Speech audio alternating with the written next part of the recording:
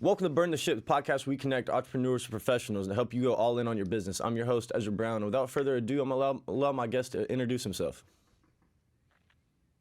Hey, how you doing, everyone? This is Gabe Munitz-Alessio. I founded and run a production company here in New York called Cave 76 Productions. That's awesome, man. So Cave 76 up in New York. You in the inner city, or you upstate, or what are we? We're our main office is in Yonkers, which is just north. It's known as like the Lost Borough. Okay. It's just north of the Bronx, and Okay. I actually live in the Bronx, so it's like 10-minute drive from me up here. Awesome. But yeah, it's nice, right That's on the water. awesome. It's a very film friendly city. So yeah, it's been a great. We've been here for like, I want to say going on like 6 years. That's awesome. That is awesome. So kind of give us a little story of how 76 Studio kind of came about and kind of where you started and where you are now. Yeah, so the company was really formed, out of like my own freelance like directing and like cinematography career, which wasn't huge at that point, but I had a conversation with the accountant that I lived down the block from Right. way back when, and yeah, he was just like, "Hey, you should set up a company for tax reasons, really." And I was like, "Okay, sounds good." And then I started kind of digging into, well, what that meant, what the implications, and then little bricks start getting stacked on one another. Okay, now you have insurance. Now you need to do payroll because you're kind of reaching a certain threshold, and also you kind of want to do things responsibly and make sure people are getting their Social Security paid into, all that stuff. Right. And then it just kind of evolved. And around that time, my first kid was born. My son was born. Awesome. So that was a big jolt of focus, And then yeah, and while I was doing that, I was working. I got into the film industry way back when. I'm from Boston originally. The year I graduated college at UMass Amherst, the movie The Departed had come out. Okay. And right after that, Massachusetts had passed a big film tax credit, and that coupled with the popularity of The Departed, every like Irish gangster screenplay with a dream got greenlit, and you could just kind of, if you had opposable thumbs, you could go jump on the back of a truck and kind of learn a skill in the film business and get somewhat consistent work. So that's what I did, and I became an electrician, joined the lighting department, and eventually moved down to New York and started doing that. So while I was building my business in the kind of afternoons and evenings, I was doing that job, working on, all sorts of TV shows and movies that were filming in and around New York. Right. Man. That's awesome. So kind of so you kind of took time. You had the 1 foot in, 1 foot out, kind of getting it all going. Mm-hmm. That's awesome. That's Yeah. awesome. Yeah. You said what's the last 6 years you've had it all running? Yeah, well, so the company itself officially will be 10 years old in November, December. But yeah, truly a company, right? Like based off some sort of plan. Right. Yeah, I would say about like 7 years, 6 years, 7 years, something like And that. then that's awesome. That's awesome. What is your kind of what's your favorite part of your day to day? What does your day to day look like actually now? My day to day looks a lot. I mean, it's different every day, which is kind of, to answer your other question, my favorite part. I like I like people. I like talking to people. I love the crew that we built here in New York, and then we have a small office in Mexico City, and then we also have remote people. One in Boston, one in Chicago, and they're all great people. So that's Right. that's by far my favorite part, and I think my favorite part of where things have evolved from my role specifically, it's dealing with people, and it's dealing with whether that's our clients, whether that's our team, trying Right. to help people get what they want out of this relationship with our company, right? Whether Right. that's a video series that we're producing, a commercial, what have you, or someone's career Right. here, right? And how are they growing? Are they doing the things that they're interested in doing? Are they kind of like fulfilled in that way? So Right. that's cool. And then you get to go do cool stuff. Like we got to film at NASA this last year. We just got to go. We just did Sundance in January. Got to Oh, go to that's awesome. Italy this year to film a documentary. You got to go to Spain, so you get to kind of see the world, which is Man, that's awesome. So you kind of do it all in your side of the production side, huh?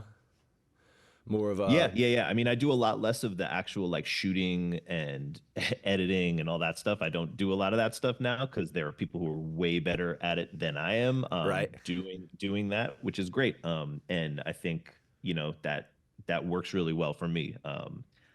There's a great movie, great New York movie called Ghost Dog: Way of the Samurai, and one of the like little stanzas that I always take out of that movie is it's about a guy who's kind of like a hitman in Staten Island, but he's kind of like this trained samurai. Right? Definitely gonna have to watch that. That's right up my alley. Totally got to watch it. Great movie. If you're a Wu-Tang Clan fan, RZA did the whole soundtrack and appears in the movie. That's awesome. I want to say it was his first soundtrack before Kill Bill even. But anyway, awesome. There's the movie is punctuated by all these little stanzas from his kind of like, his like samurai Bible, if you will, right? And one of them is something I always like kind of misparaphrase it, but it's something like, the samurai when walking in the rain cannot expect to stay dry. You must kind of like become one with the rain, something like that. But so I view, especially in the production is hard. It's long days. Editing's hard. It's a lot of time alone in a dark room. Writing is hard. It's a lot of time with you in the story. Absolutely. You have to be that samurai getting wet in the rain if you're going to be the operator responsible creatively for that thing. Right. And that is, I like doing that, but I have 3 kids now. There's a whole business to run. I can't do that anymore. And I kind of like not doing it. I like kind of providing a space for people to be able to do that. Right. That's where I get a lot of joy. Right, man. That's awesome. And building a great team, that's something that we have here. We're a big company and I guess book of business wise, but we're not, in size of people that work here. There's probably 10 of us in this office. I think it's 9 now, but we only have, we got 3 salesmen. You got the 2 owners. We got customer service people, and then we have our editor. And, he films and edits for us full time back here. So I know he can appreciate everything. Okay, cool. Everything you just said right there, he can definitely attest to or appreciate. 'Cause he spends a lot of time in here, editing podcasts for us, and then we have our other YouTube channel. So he does a ton of it for us, and that is one thing about our office, man. We're very tight knit group. We're very close, all ex-collegiate athletes at some point in time of our life. Cool. Most of us, besides the customer service girls, but everybody else played somewhere in college, did something, as athletes growing up. So we keep that competitive environment. So it's super awesome, especially for me. I just graduated in May, so and got done playing. So I definitely appreciate walking into something like this. It's very welcoming. You feel at home. Do your stuff. You ain't got to worry about nothing. It's not like corporate where they're looking over your shoulder and everything like that. So I can definitely appreciate a good work environment. And then that stanza that you pulled from that movie is actually a really good piece of literature. To say, it's become one with the rain. You gotta, if you want to make it out of the struggle, you got to feel a little bit of the struggle. Yeah, absolutely. And working through what we do, our stock and trade is story, right? And story is we talk a lot, maybe too much about it, right, internally, but it always serves us talking about it. And we try to distill what it is, what it's about. It's all about change and evolution and transcendence, Right, absolutely. And so it's always about those hard moments or those hard things, or how do you come out the other side? Right. What has changed? That's the hero's journey. That's what it's all about. So absolutely. Yeah. And right, obviously sports has, there are a ton of parallels, ton of relevancies. Yeah. Right. And it's definitely helped me in the real world, of comparing those things. I get thrown in a group of 40 people, once every year during the summertime that I've never even met before. Just get thrown to a random somewhere in the Midwest, playing baseball out on the road. Yeah, right. You live with them for 35 days straight. You play 60 baseball games in 30 days, and you have a good time doing it. It's awesome. So it's definitely helped build a lot of camaraderie in my life, and helped me have some people skills that I probably wouldn't have had before. Yeah, what position did you play? I was a left-handed pitcher. Oh, cool. All right, nice. Oh, yeah. Slung the rock. Small school here in Atlanta, the University of West Georgia, about 15,000. Get a lot of those like Andy Pettit pickoffs at first base with the left hand. Oh, yeah. That was my signature for a long time, long time, picking people off. Oh, yeah. I got to Nice. college, it was I still had success doing it, but you don't get as much of it anymore as I did my high school days. High school days, it was like taking candy from a baby all the time. Yeah. But no, kind of what's your role nowadays? You doing more of the sales side, kind of going out marketing, a little bit more for the company. Yeah. Definitely sales, marketing. We've often been, almost exclusively up until a couple of years ago, really like word of mouth only, because there was so much to do from that, Right. that it didn't make a ton of sense to really crank the sales and marketing, or well, sales of course, right? But Yeah. marketing was like, we do kind of like a Google ad spend and some basic stuff. Right. But yeah, we've gotten a lot more intentional with it. Not necessarily chasing more volume, but just being more intentional of what is a good fit for us. Right. One thing that really is on the sales side, that I was called kind of always like a little allergic to the sales bit of it, right? Because I'm thinking, oh, like people come because we provide this great service and this great product, and we're artists, and that's, I still believe that that's true. Right. But one thing that was kind of an unlock for me personally that allowed me to kind of like dive in a little more is like, okay, the best version of a salesperson is the person who's finding the right fit, right? And my one of my favorite sales calls to have is the kind that's, say it's like a local restaurant group or something like that, and they got it in their mind they need a video, they need a high-end video, and maybe they saw some food content that we did, and they Right. call us up and they say, hey, we really need a video that we can release on YouTube and our channels, and maybe do a local, ad buy on like the local cable access, whatever it is. Right. Um, that's not a great use of their money. Yeah. Hiring us is not a great use of their money, right? Because the kind of pound for pound or dollar for dollar impact that it will have holistically on their business Mm-hmm. probably doesn't make a ton of sense. They're probably better off just getting, kind of starting a TikTok thing, or just getting a batch of photos for Instagram and start, and what, maybe once they're selling sauce in Stop and Shop, or was it Kroger you guys got down there, something like Yeah. that? Kroger, Um, Publix. Kroger, Publix, right. Maybe that's when the value of like a high production value commercial, or something we've been doing a lot recently, is like branded storytelling, right? The story behind the tomato sauce, for it, Right. to stick with the sauce example, right? Um, so to find a really good fit for what our offer is, right? Our offer is that our kind of like tagline is story works better. So Can what agree you're with that. doing, what you're looking to do, is to kind of connect with a somewhat broad audience, to the kind of like beating heart of what your brand's about, so that maybe they'll take a closer look at your jar of sauce on the shelf next to the other one and say like, oh, that, the Ezra brand sauce like had that great story, that baseball player who, is that left-handed kid you're from Atlanta originally? Oh yeah. From Atlanta, and you had that story where you overcame those odds, and oh man, yeah, I'm gonna get Ezra brand tomato sauce, right? Right. And like I would argue that story, right, can affect like the taste, if you will, at times, Absolutely. right? Right. So that's kind of what we're really good at and really interested in doing. And we have ideas about how one could run a social channel, and how that could be rolled off, how our kind of like story expertise Right. could be employed.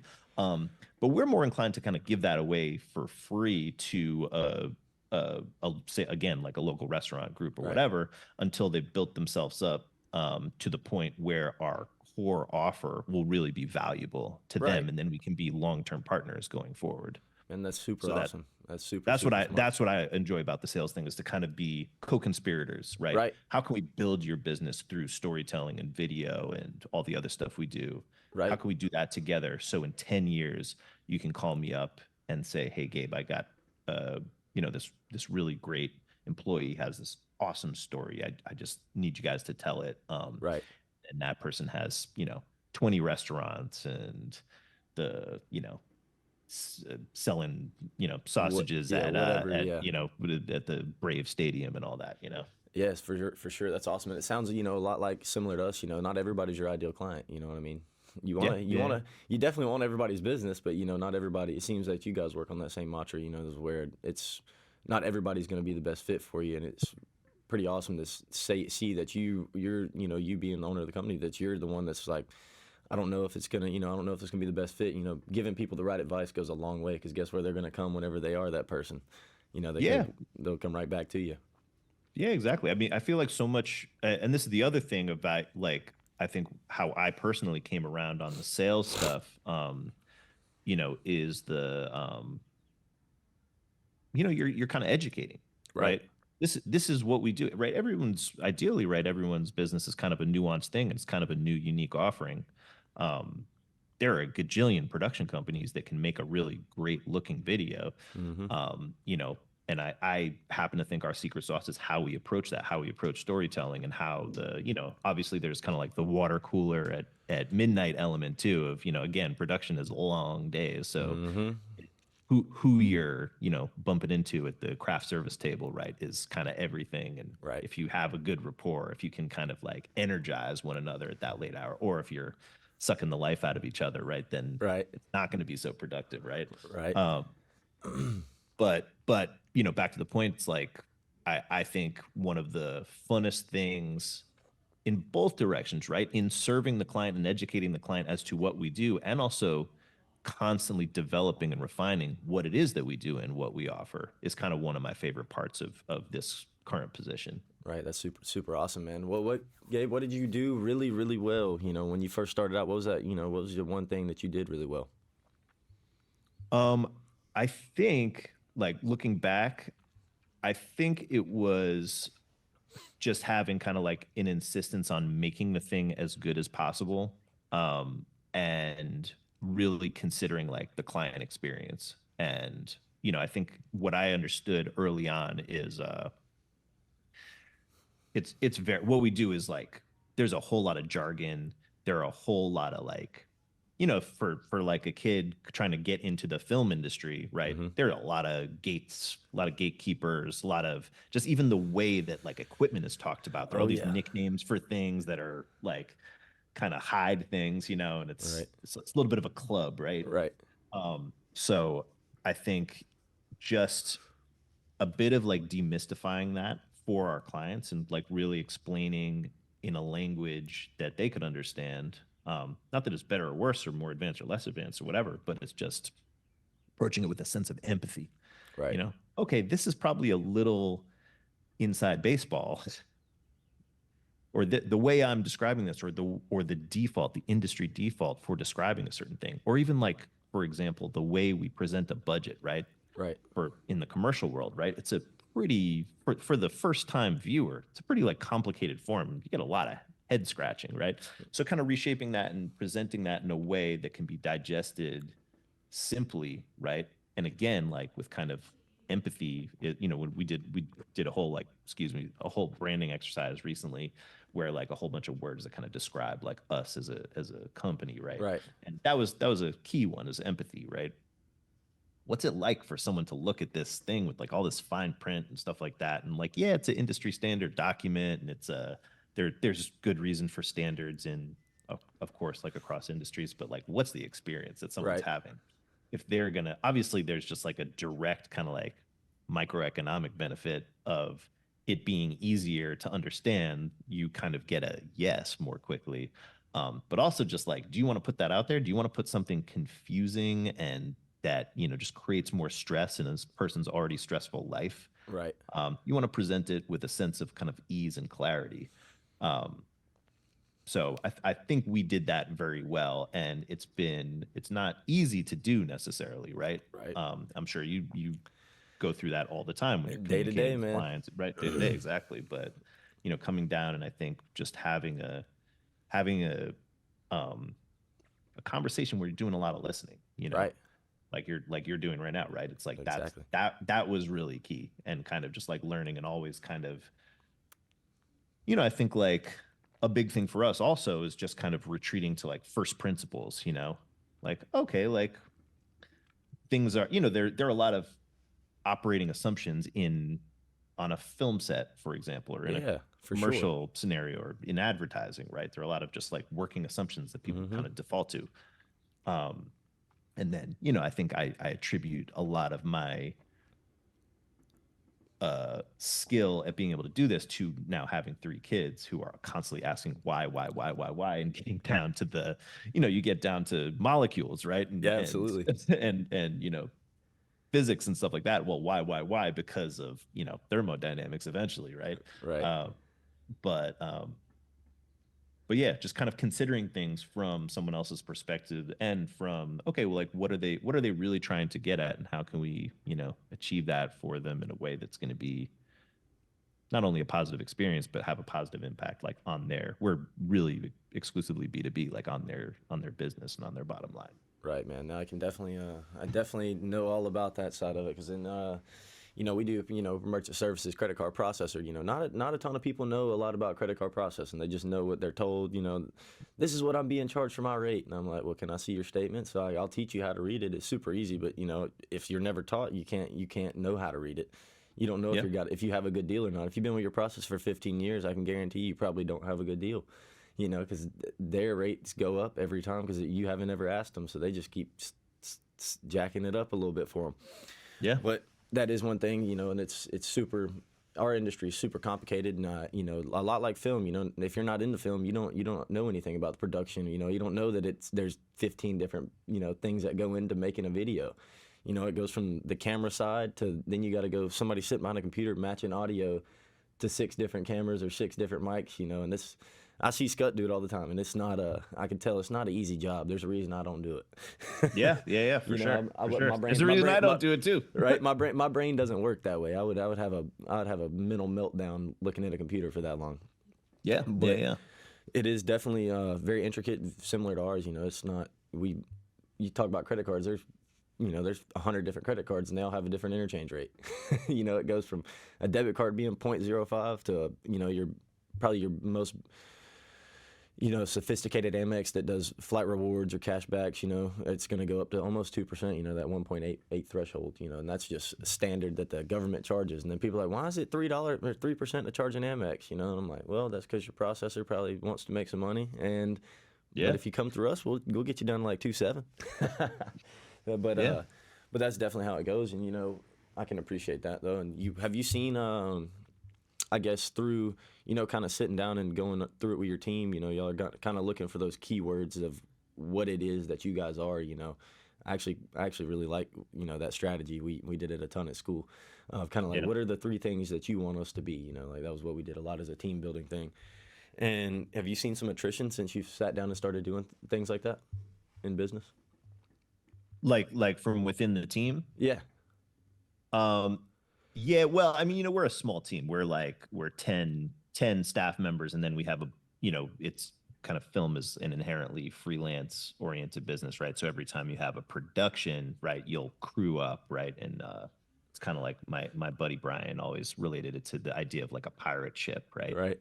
That you're like, okay, yeah, you get in the crew for this little voyage, and then that voyage is done, and then you disband, and then maybe, okay, one person from voyage A is back, and another one from voyage C is, so but yeah, I mean, that's always kind of been top priority, right? Because I've been on the crew side, and have been in bad situations, right? Like, Right.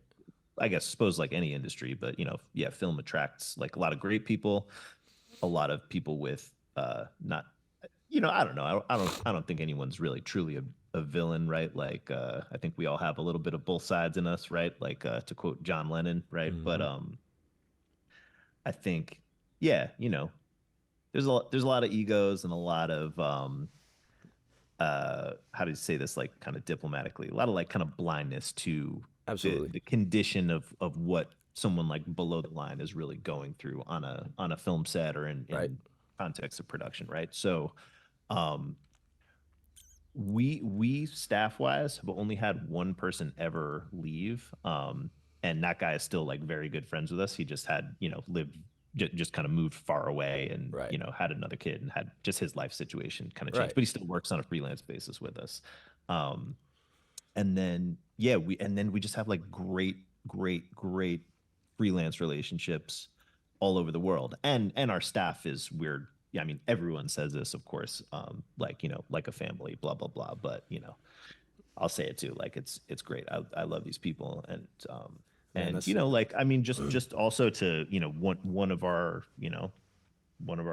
staff had like a family emergency recently, and just like at having nothing to do with the response to it myself, as far as like jumping in to cover his work or whatever, watching the team just kind of fold in and say, hey, we got you, we got this, go be with your family, do what you have to do. right. That's an incredibly it was a very cool moment, Right. as scary as it was in the moment. Thankfully everything's okay.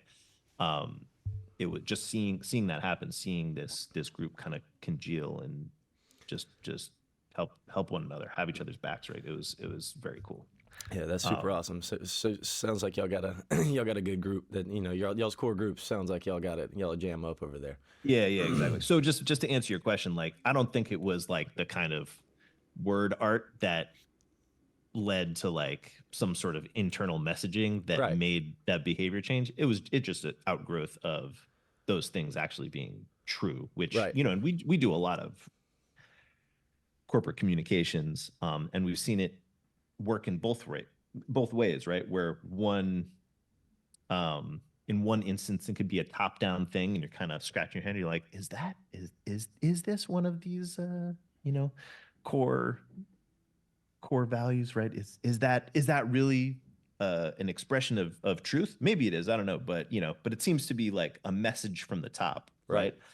The most powerful projects that we've been a part of, in whether it's corporate messaging or commercial stuff like that, is something that has been found at kind of like the grassroots level of the company or whatever, and it exemplifies one of the true values or properties of that company or that group of people, um, and it's expressed through a human story. Right. That's what we find is always like the most powerful, right? And it's all it is just like telling the truth. It's just Right. telling the truth, right? Telling a good story Absolutely. is in a way, obviously you're shaping it and you're making it, interesting to follow and a dynamic thing, Right. but you're just telling the truth at the end of the day.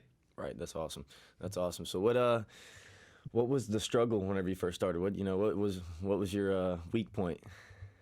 What'd you struggle Oh with? man. So generally speaking, it's just been like time, you know. So it's, I think early on it was just managing, working, working a full-time job of, basically humping cable around New York City, which I actually loved. Right. And I had a really cool, boss who was very flexible with, if I had to go jump on a commercial shoot or something like that for my company, she would, you know, let me take the time and let me take a meeting if I needed to, that kind of stuff. But, still a lot of time. So that was Our that most was precious commodity right there. yeah, exactly. Um, and then, honestly, just like learning business, right? So I as an electrician, I'd work all around the city, kind of try to pick people's brains older than you on set or whatever, and For kind of sure. get their perspective on how the business at large works, but then just how a business works. Listen to a bunch of podcasts. I got an Audible subscription back in, I don't know when, way back when. But I remember like shooting on Staten Island for a show called The Blacklist. Way Man, back in you know what show I'm watching right now? Which show? Blacklist. Are you really? I Oh, am. that's I'm. funny. The new season had just dropped right in December, and I didn't see it. It dropped until like 2 weeks ago. Oh, So I didn't even I didn't realize they were still making that show. That's I'm funny. Yeah, finishing where I season worked on a 10. bunch of like kind of random episodes of that show. That's really funny. That's awesome, Good dude. crew, Raymond good Reddington's crew. a beast. Is that the character's name? Raymond, yeah, he's that guy Ram- that's like the world's most wanted criminal that works with the Oh, okay, FBI. yeah. James Spade. That's James Spader's character. Yep, Okay, yep, yeah, yep. yeah. Got it. Yeah, that's so funny. Yeah. Yeah, she was right here. Chelsea Piers, I think it was shooting at on the west side. But anyway, that show, right? It's this international espionage show. It was kind of like all over the city, right? And Mm-hmm. I think we were doing like shooting in Staten Island somewhere, and it was supposed to be like Cuba or some, whatever. But anyway, I remember it being a really long day and coming back in the middle of the night and listening to And having also really just having started this business journey and kind of saying to myself, I really got to learn about what people are saying, you Right. know, or what the tried and true wisdom, you know, just the Mm-hmm. basics about how to run a thing. And you know, I just started kind of like searching Audible for some stuff. I started listening to a podcast called the Investors Podcast, Mm-hmm. where they would kind of review a book every other week that had to do with something. And I think they did a Napoleon Hill book Mm-hmm. that I started listening to, and that kind of got me started. And then it was just kind of one after the other, just kind of, you know, listening to these books on these like early morning or late night drives to and from set. Mm-hmm. Um, so that was cool, you know. So it was a struggle, kind of like be working full time and also trying to be starting this, but in a way, it kind of gave me this opportunity to take some time and really learn, like go through a little bit of a business school, I guess, Right. right? Kind of forge your craft, really. A little bit, yeah, exactly. And then, yeah, I mean, you know, learning how to kind of let go, I think, of the specific duties of like, you know, being right. Once you're kind of like trained as a cameraman or a camera woman, or you know, or once you have learned those skills. I was never really Right. trained, but you don't you're not you always have something to say on set, and still I struggle with that. Just like step back, let someone else do it. You know, Right. let someone who's objectively better than it just do Right. it. Right. Right. Instead of saying, "Oh, should you put like a 300 over It's here?" And you just know, human nature. It's human nature. human nature, right? You right, exactly. But so that's been kind of a fun struggle. Is just like, okay, like this is got to focus, got to pick your battles, got to choose, and not even the battles, but choose your areas of focus, because Right. that clock comes, you know, around 5 o'clock, 5:30. I got to go pick the kids up, get dinner ready, all that. Then after hours, I'm back, you know, doing budgets and proposals and research, and Right. sometimes late night chats with, you know, some of my kind of like department heads. And Right. so yeah, just finding the time for it all is like really the big struggle. But my good friend moved back to the States a couple years ago from Hong Kong. He became um, our head of operations. That's been a big help in taking a lot of that, you know, business administration Right. stuff, and you know, helping shape it and taking it off my plate. So you know, Right. learn to let go in a lot of dimensions. You know. Man, that's super awesome, man. That's super awesome. Very, you know, I feel like you hear that a ton. It's either one is I wasn't good at anything when I started, but a lot of it's really a lot of that business side and time. You know, is kind of what people say is their most, you know, the thing that they struggle with at the beginning a lot. You know, that I hear. And I guess I could understand that a ton, you know, especially when I first got in here. I didn't understand how fast time goes from 8 a.m. to 5 p.m. You know what I mean, in a working day. Yeah. You know, when Yeah. you're in college, you feel like it's all day, like you have all the time in the world, you know, and then you get into the real world, you're like, wow, I guess it does fly by, you know, and I guess it's like going through grade school because time did fly through in grade school too, you know, so it's just now we get paid for it. Yeah. Right. Exactly. And then Exactly. do you know where we got the illusion burn the ship at or from? Yes, you mentioned it was like one of the conquistadors, something like that, right? Yep. Well, Hernan Cortez lands in central modern day Mexico. Thought it was America. Right. But he made his men disassemble their ships, you know, and take off all their products that they had and burn them on the beaches and say that we're going to make it here. We're going to die trying. And we use that same symbol in, you know, entrepreneurship and being in business. And what was, you know, that burn the ship moment whenever you left being an electrician just to go all in on your business? What was that? What was that feeling? That was so it was a very specific decision, right? Because I was part of a union, great healthcare, pension, Know right? you're going to All be, know you will have a job forever as long as you don't just absolutely destroy it. yeah, sort of. Yeah, right, exactly. Yeah, it's very right. New York, they're never not shooting something in New York, right? So it was Hmm. like, okay, could do this, and you know, pay as well and all that. But you can kind of do it part time, right? But there's this threshold. At least at the time, I'm sure it's changed since I, you know, haven't yeah, just since I left. I mean, I still have my card. I'll never get rid of that. I still pay my dues every year because I Right. worked hard for that. But but yeah, I haven't worked for years. But there's kind of there was this inflection point for me. First was like giving up healthcare. It was like 800 hours a year or something like that you had to work, right? So I was kind of, making that happen, right? Because that's whatever that is, like 4 months of work or something like that is, Right. whatever the I forget how the math works out. But then there was also like to maintain the kind of minimum to keep the pension going. It was something like 400 hours a year, and I was just finding that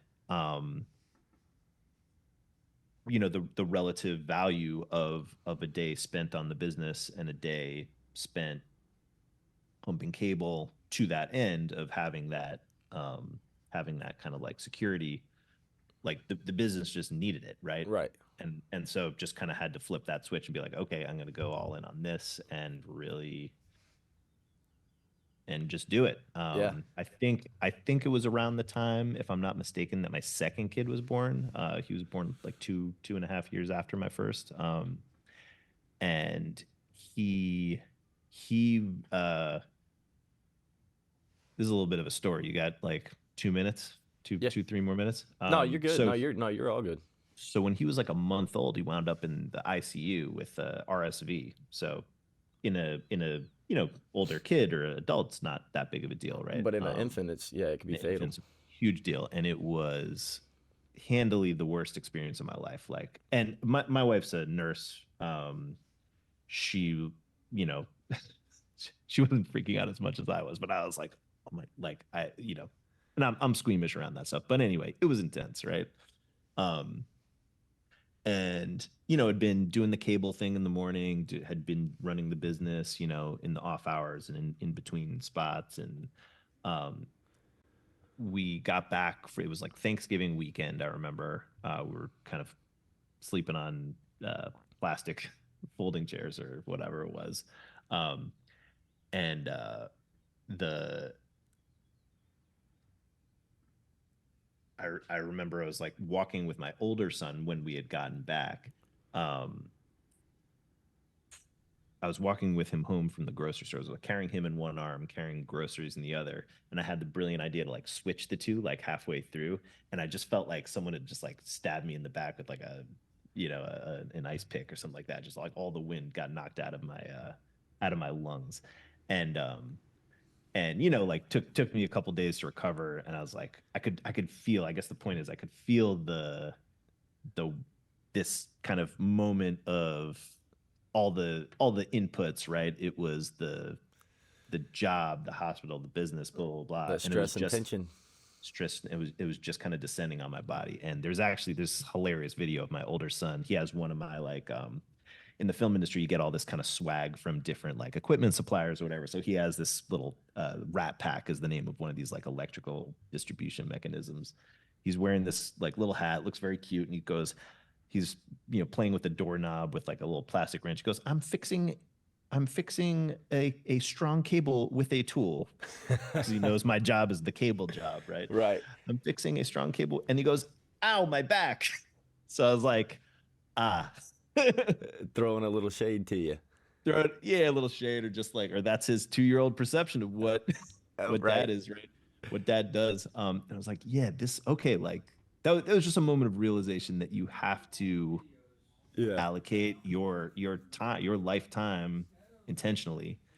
You can't do it all, Right. So I think that was just like the big point. And it was just like, okay, you can't do it all. So yeah, just kind of like later that year, just kind of like made the decision. And again, I had some really great the rigging gaffer and the best boy I worked for were just like very understanding, very supportive always. And I was just like, all right, I think I just got to go do this and like make this happen. And Right. it came coupled with like a whole bunch of like big contracts for the business that had just come through. So it was kind of like a good positive decision. But yeah, it was a defining moment that was kind of like, okay, all right, we're doing this. Right.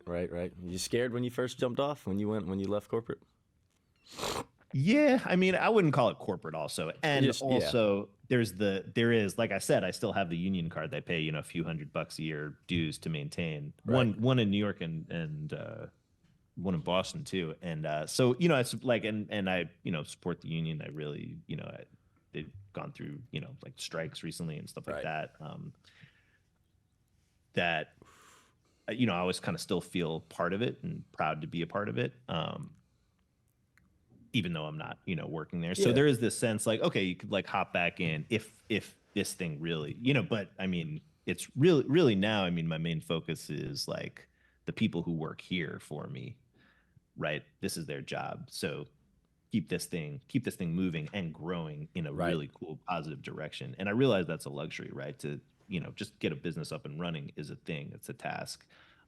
To be able to kind of like refine and decide on the direction of that business, I think is like a real gift, For sure. So yeah, I mean, yeah, scary. At the same time, kind of like strategically mapped it out a little bit in my mind. Not enough, certainly. Right. But yeah, there's a little fear, but like just, I think part of I don't know. I'm sure someone like said has a quote like this, or several people have, but you need to be like a little bit naive, I think. And I think I have like a hefty dose of that, just like optimistic Right. naivete. Like All you, right, like this you, is you gonna, immediately when you see something, you're like, I can do that. I could get that done. So that, yeah, I'm very similar. little bit I could get that done, or somehow the pieces will fall together. Right. That this will work out, or it's just gonna. Right. I'm very similar to I don't that. know. I'm very similar to that. I can definitely appreciate somebody that thinks that way. I'm not super creative, but I can tell you I'm very optimistic. I am. Sometimes that's all it takes. Right, This, and then this Gabriel will work. Right, and then Gabriel, tell the people where to find you. Oh yeah, you can. Our website is www.cave76.tv. So cave76.tv. We're on Instagram, Cave76 Productions, Cave76 Productions, and we're at LinkedIn. I think we're on LinkedIn. Yeah, I don't know the you guys are URL, but it's Cave76 Productions. Right. But yeah, Man, that's awesome, those are- man. those are the I places. greatly appreciate you taking time out of your day to be on the show, man. It's super appreciative. Your story's awesome. We'll yeah. have it Thanks for out reaching out, Ezra. I appreciate for it, man. sure. It's great to We'll chat. have it. We'll have You're it good at out this. in about a week, and then we'll viewers will put the link in the description to his socials, his website, and then put a little link to his Instagram so you guys go check him out. Great. Once again, thank you so much, and burn the ship.